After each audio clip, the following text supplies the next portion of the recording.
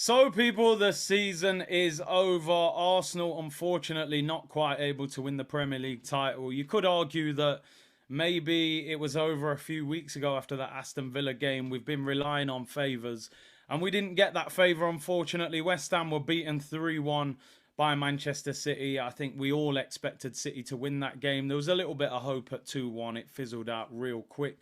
Arsenal stumbled over the finish line today, 2-1 victory at home against Everton, but it was too little, too late in the end. And it's mixed emotions right now as an Arsenal fan. I can't lie. On one hand, they've broken records and got their second highest points total, but there is a lot of frustration at another trophyless season. 4 seasons without a trophy, 4 seasons without even reaching a cup final.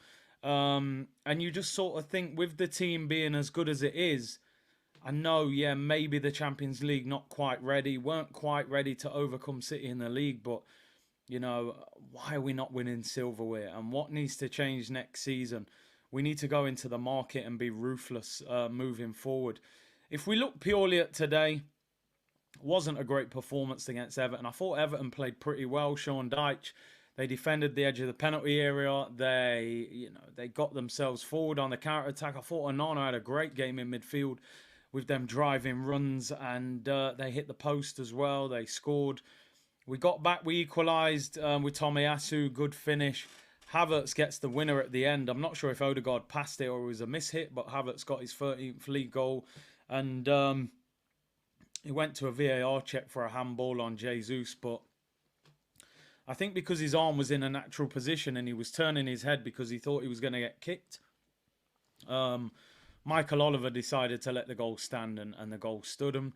Listen, I have to give the team some credit today. They won the game. They didn't play well, but during the watch-along, my thing was, you've got to win your game today to show that you did everything that you could do. And they did that in the end. They won the game 2-1, but like I said, it's a very disappointing feeling because we finished second. And to me, my title, what I've been saying is, we've made progress this season, but this has not been a successful season for Arsenal because we've ended it trophyless. Maybe that progression takes us closer to Manchester City next season, but the problem we've got, Manchester City will probably step further away from us, and then we're trying to get closer to them because I don't think Pep had a great transfer window. Signing Nunez and Doku and Kovacic, they're decent players. I don't think they were game changers for City. With Real Madrid signing Mbappe and probably winning the Champions League, I think Pep will go for the likes of Musiala and players of that level in the summer. They may be even more difficult to catch next season. There are a lot of Arsenal fans saying we'll win the league next year, which I obviously hope we do, but it may be even more difficult. It doesn't always work like that. I hope it does, but we'll have to see. What do Arsenal need to do in the summer? If we look ahead, we need to make over 100 million in player sales, in my opinion, to balance the books. Players like Cedric and El Neni have been released. I think Ramsdale will go. People like Nelson, Eddie and Ketia, their time is up for me. Fabio Vieira, 35 million. He's hardly kicked a ball. What's the point? Smith Rowe is a player that I very much like, but if you're not going to use him, what is almost the point of having him there? Other clubs would pay good money for him. I'd like to keep him, but he needs to play and we need to try and get more out of him. And you've got loan players like Tavares, Lokonga, Patino, who you can move on as well and try and raise money. So I think they've got to sell well.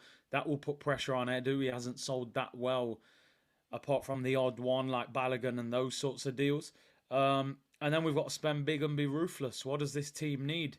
We're going to need another goalkeeper if Ramsdale goes. I think we may need another defender, whether that's a left back or a centre back, depending on whether Timber plays left back. We need a midfielder to play next to Declan Rice, a long-term partner. Can Partey play a 38-game season? As of yet, that has not been the case. So we need to go and sign a quality centre mid. We need a striker. I know Havertz has done well in the second half of the season, but ultimately for me, we need a prolific goal scorer. I know people will say, yeah, but you were second top scorers. It's not about the amount of goals we've scored. It's about goals in the big clutch moments in the big games. Havertz has done really well in the second half of the season. However, Liverpool home and away, no goal. Man City home and away, no goal. Porto home and away, no goal. Bayern Munich home and away, no goal. So in a lot of the biggest games when it was crunch time, it hasn't been able to deliver. And that's where I think Arsenal have to try and get Isak or Osimhen or Tony or Gyökeres, whoever that striker is. They need to spend big money on that position in the summer. I think we need another winger. A lot of people have criticised Saka, but you look at that performance today, our right-hand side was nowhere near as good. I'm more concerned about Martinelli's form on the left-hand side. Trossard has had a good season, but a lot of his impact has been in more central areas. When he drifts into the penalty area, I think that's where you get more damage from Trossard. When he has shooting opportunities to finish. So I think we may need a winger, whether that's a left winger, a right winger, or somebody that can play both sides of the pitch. I think Arsenal will have to spend 250 million plus this window. Listen, forgive me. I do feel flat. I do feel frustrated. There have been times this season I started to believe we were going to win the title.